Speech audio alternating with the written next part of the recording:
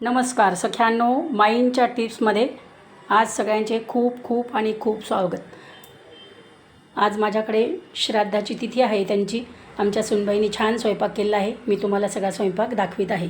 हे आमच्या सुनबाई आहे, मोठ्या सुनबाई आहे आणि यांनी आज छान स्वयंपाक केला आहे, तो तुम्हाला मी दाखवित आहे।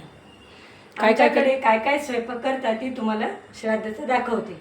हे काय आहे सुनबाई? ही तिळाची कोरडी चटणी करतो आपण। हां, आणि ही हरभऱ्याची डाळ आहे, त्याची भरड चटणी केलेली मी। बरं ठीक आहे। आणि ही उडदाची आहे बरं, भरड उडदाची. चटणी। उडदाची पण डाळ. श्राद्धाचा नियम आहे की ती डाळ भाजूनच घ्यावा लागते, तशी भरड करायला चालत नाही।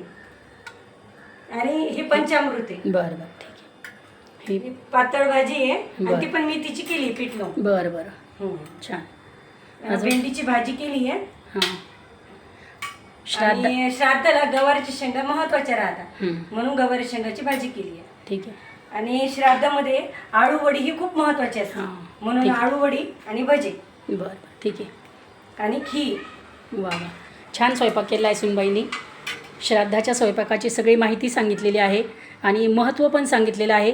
गवाराची शेंगा खूप महत्त्वाची आहे, भेंडी महत्त्वाची आहे, पतली भाजी महत्त्वाची आहे आणि दोन्ही डाळींच्या चटण्यासुद्धा खूप महत्त्वाच्या आहे आणि बाकीचं राहिलेलं उर्वरित। सुषमा, खीर कशी केली? खीर खूप छान झालेली दिसते। ह्या खिरीमध्ये तांदूळ कधी पण भाजून घेऊन मिक्सरमध्ये काढले बारीक करून त्याचं वाटण, आणि ते याच्यामध्ये टाकलेलं आहे। आणि श्राद्धाचा नियम आहे, कोणती पण डाळ तांदूळ जे घेताल ते भाजूनच घ्यावं लागतं।